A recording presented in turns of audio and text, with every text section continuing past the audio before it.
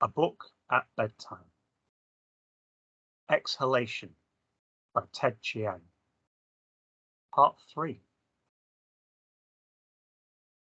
At first, the other anatomists did not believe me when I told them what I had discovered, but in the months that followed my initial auto-dissection, more and more of them became convinced. More examinations of people's brains were performed, more measurements of atmospheric pressure were taken, and the results were all found to confirm my claims. The background air pressure of our universe was indeed increasing, slowing our thoughts as a result. There was widespread panic in the days after the truth first became widely known, as people contemplated for the first time the idea that death was inevitable. Many called for the strict curtailment of activities in order to minimize the thickening of our atmosphere. Accusations of wasted air escalated into furious brawls and, in some districts, deaths. It was the shame of having caused these deaths, together with the reminder that it would be many centuries yet before our atmosphere's pressure became equal to that of the reservoir underground, that caused the panic to subside. We are not sure precisely how many centuries it will take.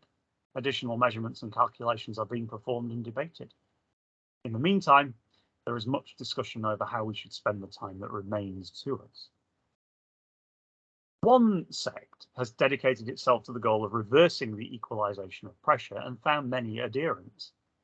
The mechanicians amongst them constructed an engine that takes air from our atmosphere and forces it into a smaller volume, a process they call compression. Their engine restores air to the pressure it originally had in the reservoir, and these reversalists excitedly announced that it would form the basis of a new kind of filling station, one that would, with each lung it refilled, revitalize not only individuals but the universe itself. Alas, closer examination of the engine revealed its fatal flaw. The engine itself is powered by air from the reservoir, and for every lungful of air that it produces, the engine consumes not just a lungful, but slightly more. It does not reverse the process of equalization, but like everything else in the world, exacerbates it. Although some of their adherents left in disillusionment after the setback, the reversalists as a group were undeterred and began to draw up alternative designs in which the compressor was powered instead by the uncoiling of springs or the descent of weights. These mechanisms fared no better. Every spring that is wound tight represents air released by the person who did the winding. Every weight that rests higher than ground level represents air released by the person who did the lifting. There is no source of power in the universe that does not ultimately derive from a difference in air pressure, and there can be no engine whose operation will not, on balance, reduce that difference. The reversalists continue their labours, confident that they will one day construct an engine that generates more compression than it uses, a perpetual power source that will restore to the universe its lost vigour. I do not share their optimism. I believe the process of equalization is inexorable. Eventually, all the air in our universe will be evenly distributed, no denser or more rarefied in one spot than any other, unable to drive a piston, turn a rotor, or flip a leaf of gold foil. It will be the end of pressure, the end of motive power, the end of thought. The universe will have reached perfect equilibrium. Some find irony in the fact that a study of our brains revealed to us not the secrets of the past, but ultimately what awaits us in the future. However, I maintain that we have indeed learned something important about the past. The universe began as an enormous breath being held. Who knows why? For whatever the reason, I am glad that it did, because I owe my existence to that fact. All my desires and ruminations are no more and no less the eddy currents generated by the gradual exhalation of our universe. And until this great exhalation is finished, my thoughts live on. So that our thoughts may continue as long as possible, anatomists and mechanicians are designing replacements for our cerebral regulators, capable of gradually increasing the air pressure within our brains and keeping it just higher than the surrounding atmospheric pressure. Once they are installed, our thoughts will continue at roughly the same speed even as the air thickens around us. This does not mean that life will continue unchanged. Eventually, the pressure differential will fall to such a level that our limbs will weaken and our movements will grow sluggish. We may then try to slow our thoughts so that our physical torpor is less conspicuous to us, but that will also cause external processes to appear to accelerate. The ticking of clocks will rise to a chatter as their pendulums wave frantically.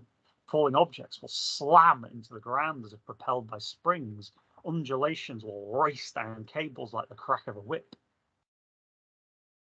At some point, our limbs will cease moving altogether.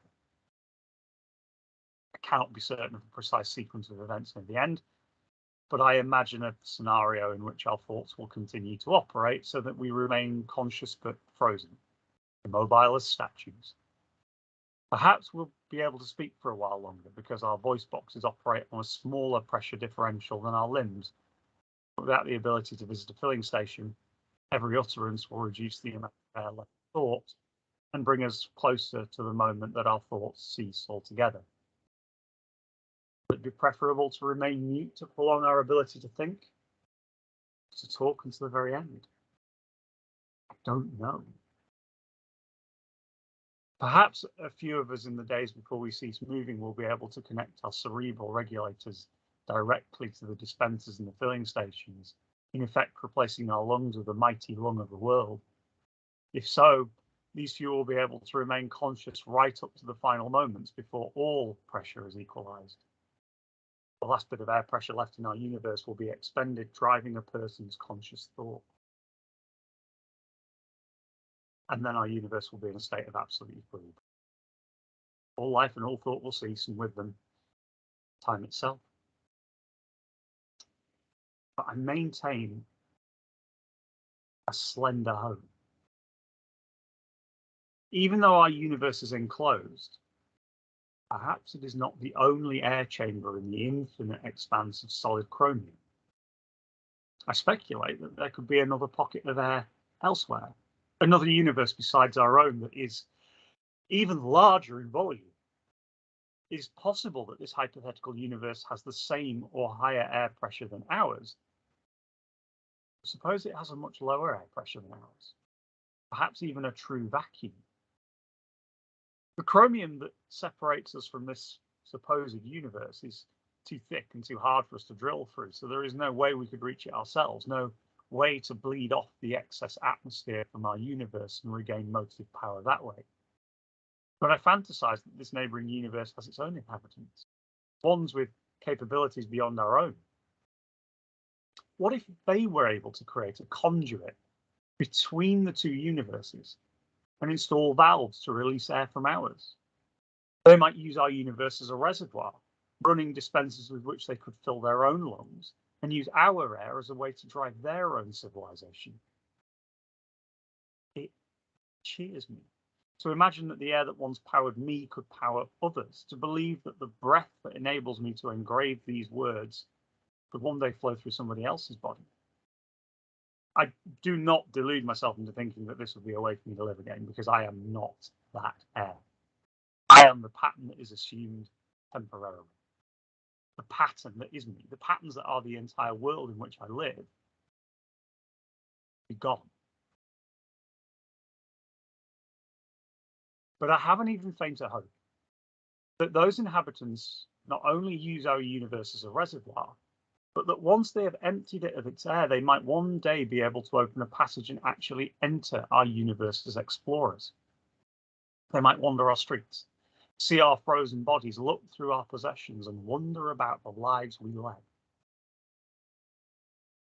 Which is why I've written this account. You, I hope, are one of those explorers. You, I hope, found these sheets of copper and deciphered the words engraved on their surfaces.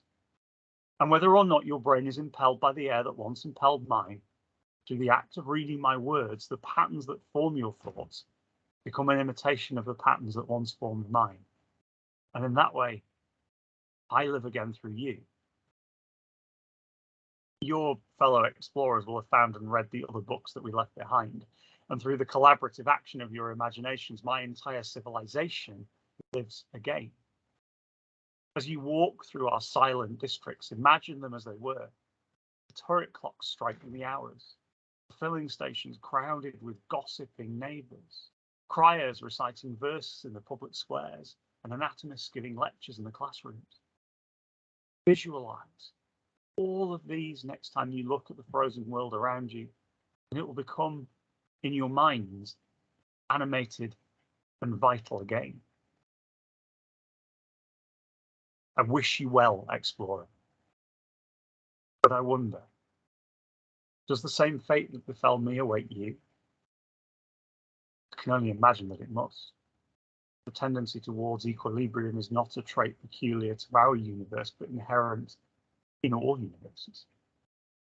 Perhaps that is just a limitation of my thinking, and you people have discovered a source of pressure that is truly eternal. But my speculations are fanciful enough already. I will assume that one day your thoughts too will cease, although I cannot fathom how far in the future that might be. Your lives will end just as ours did, just as everyone's must. No matter how long it takes, eventually equilibrium reached.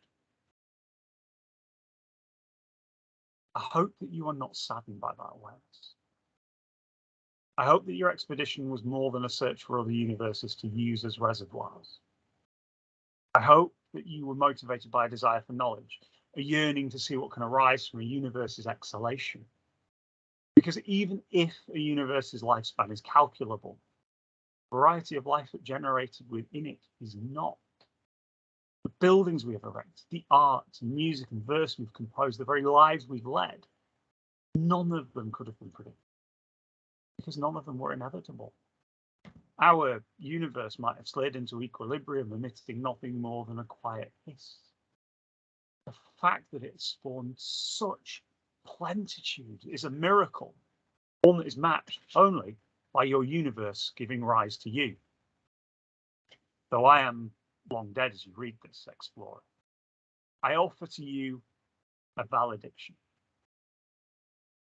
Contemplate the marvel that is existence, and rejoice that you are able to do so. I feel I have the right to tell you this, because as I am inscribing these words, I am doing the same. Good night.